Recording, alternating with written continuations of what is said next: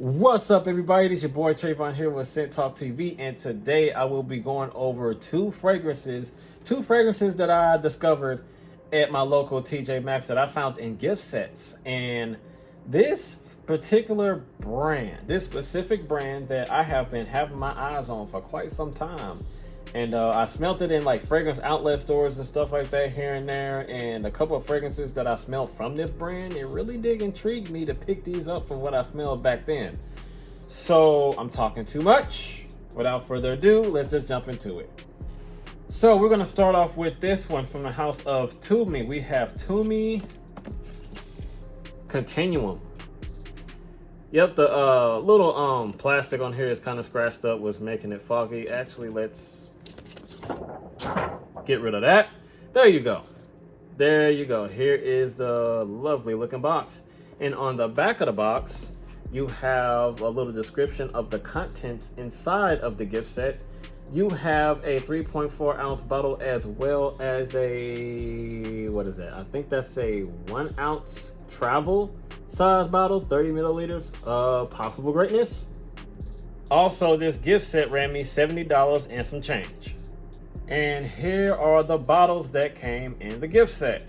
The 1 ounce travel and the 3.4. I really do like how these bottles are designed. Let me show you something real quick. The big bottle has like a unique like twist cap. It's like a lock. You gotta, hold up, bear with me. It locks like that. Put it on, and there you go. You got the size and concentration and all the good information on this sticker right there. And I don't know if you can see it, it's got the logo engraved at the bottom of the bottle, like somewhere in the middle right here.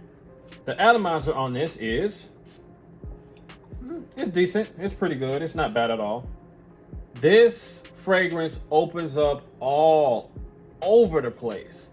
When I say this is a try before you buy and not blind buy worthy, I mean it. This is all over the place in terms of the masculinity that's inside of this bottle.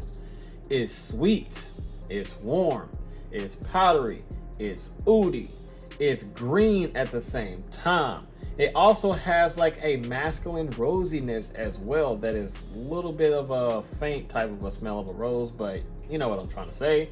You know, it has like a floral type of a milky sweet iris to it as well as it dries down on your skin. It has like this smoky little like creamy like tobacco type of a smell as well with it. It's all over the place, man. This fragrance is just here, it's there, it's here, it's there, but in a good way, in a very, very good way. It's complex. To me, it's complex. And I highly advise you to try before you buy. Do not blind buy this. If you can blind buy it for like, you know, at a decent price, that is, do so. But I highly advise that you don't. This is not for the masses. All right, so in the top, you get some amber, molybdenum, and green mandarin. Now, here is the tricky part about this. It does come off warm. It does come off warm and sweet with that molybdenum. And it doesn't really have a big fruity touch to it in the opening. Immediately you get the middle notes and the base notes. It really doesn't have too much going on in the top on my skin, but as soon as you spray this, you immediately get the mid notes and the base notes. So just to get into the base notes so you can see what I'm talking about, the tobacco leaf, the orris root, and centus and canis, if I pronounced that right. That tobacco leaf, you get that smoky, sweet, you know, tobacco-y type of a smell immediately in the opening. That orris root gives it like some type of like a dry, well, not dry, but like an animalic touch to it that's masculine. It's just all over the place in a beast mode way.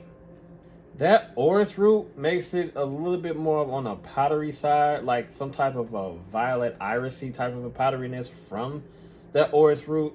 You know, that centus and canis gives it like somewhat of a more of a bold floral, like kind of a sweet floral aspect to this fragrance, which is not too noticeable. But once you get into that base notes, that suede or garwood, which is oud, and musk, that's when the powerhouse of a fragrance this is starts to show itself in the most dopest way possible. And like I said before, do not blind buy this unless you can do it for a good price.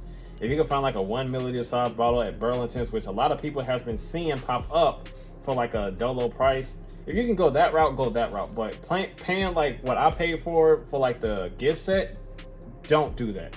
You know, try your best to try to test this out somewhere before you try it. But anyway, the suede, the argar wood, and the musk, dry, woodsy, and smooth at the same time with that suede. And that what's that? The tobacco leaf. That tobacco leaf is what makes this fragrance shine the brightest, in my honest opinion. So overall, you just get this sweet, warm, just CEO smelling type of a fragrance. The sweet, warm, masculine, has a little bit of fruitiness to it, has some smoky, aromatic touches to it.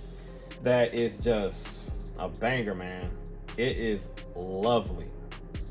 It's kind of hard to explain this fragrance at the same time. It's kind of like a try for yourself type of a fragrance and try before you buy. It's not for the masses, but this fragrance is all over the place. It's just a banger in my opinion. And it's so masculine. It's so like pottery, like fig leafy type of a smoky, sweet tobacco-y type of a smell that this gives off. In a dry down at least. Man, it's beautiful. And on top of that, which I have to mention, the quality in this juice is just tremendous for the price. The quality is outstanding. Very, very outstanding. It smells niche. To me, it smells niche in this bottle. The quality is stunning. Very, very stunning. So the performance on my skin was kind of weird because I did go heavy on this. To see just in case it was weak, but I did go heavy on this and it was doing this thing for the past like hour or two or so. The projection was like beastly by overspraying for like a good like an hour and a half to 2 hours.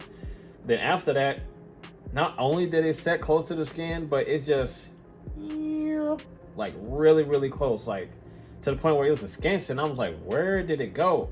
But occasionally I would get wafts here and there just to let me know that it's still there, because I was losing hope in terms of the longevity and stuff like that. But it was, every time when I lose that hope, it would show me that I'm still here and doing its thing quite nicely.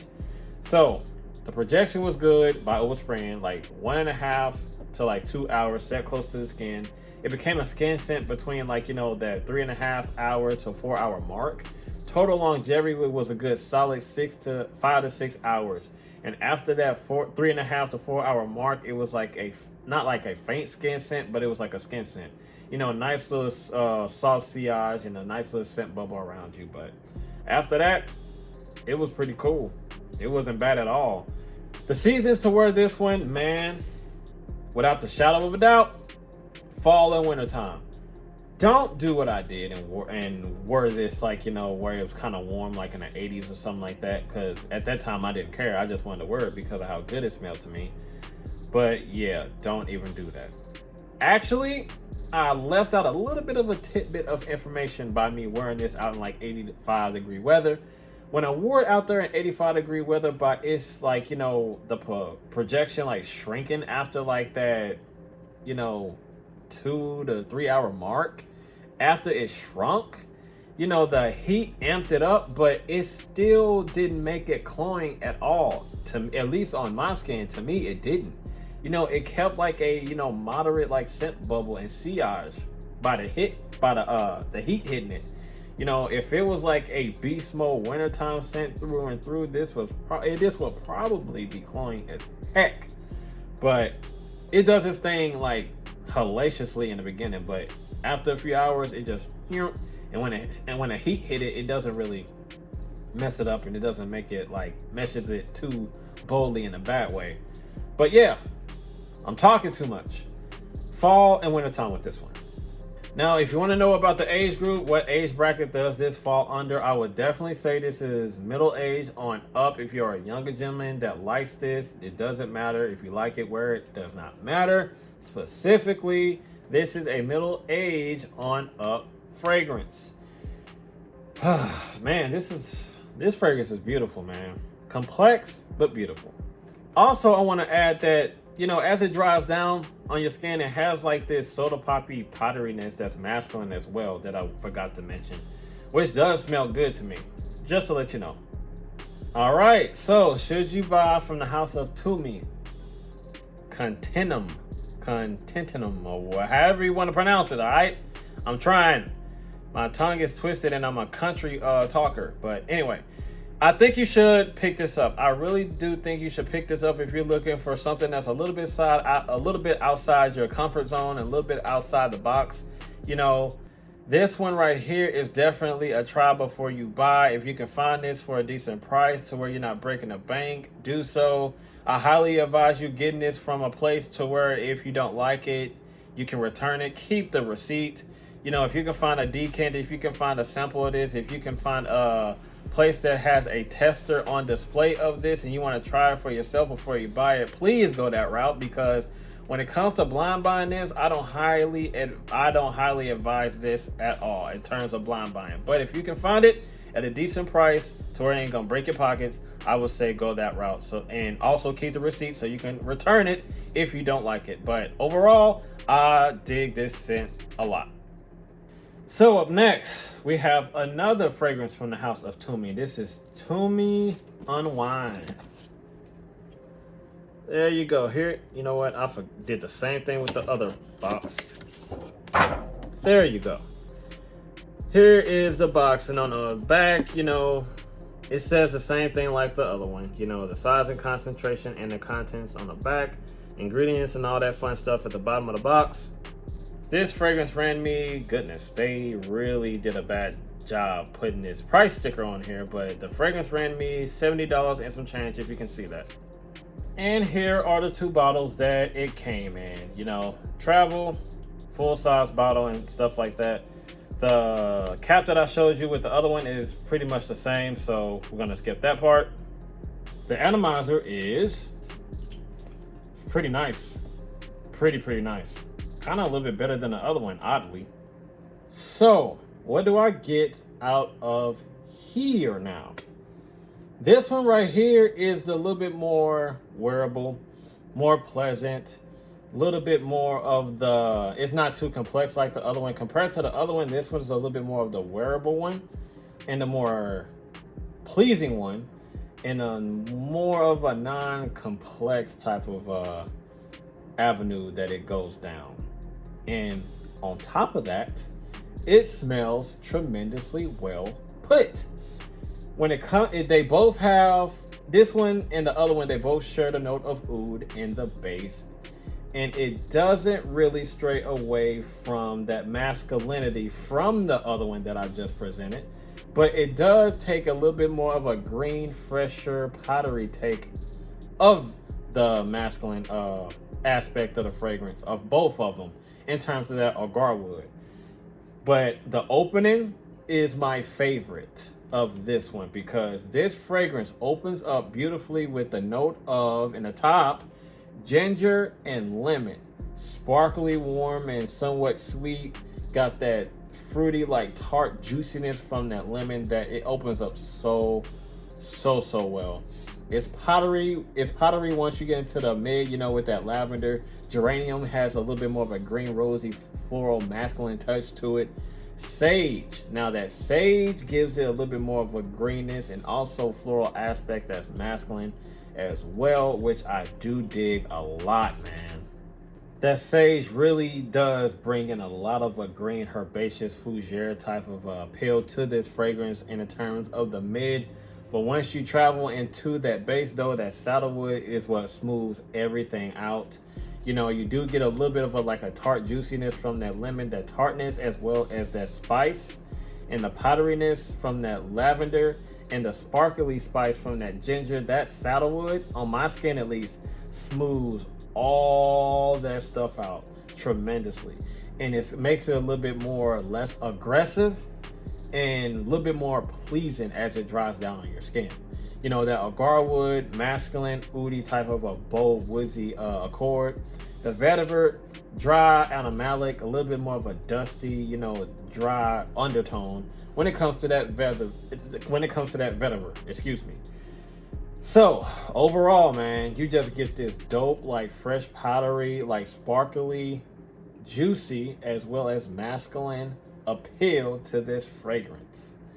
And I must say, now that juiciness is not really much of a juicy fragrance. It has at least it's in the mid, not the mid, the top. You know, you get that juiciness from that lemon, but you know, through and through, you don't get that, you know, throughout the longevity of this fragrance, just to cover that.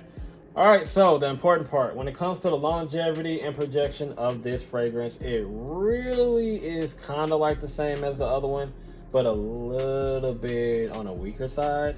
But the heat, when the heat adapts to this one shines the brightest versus the other one.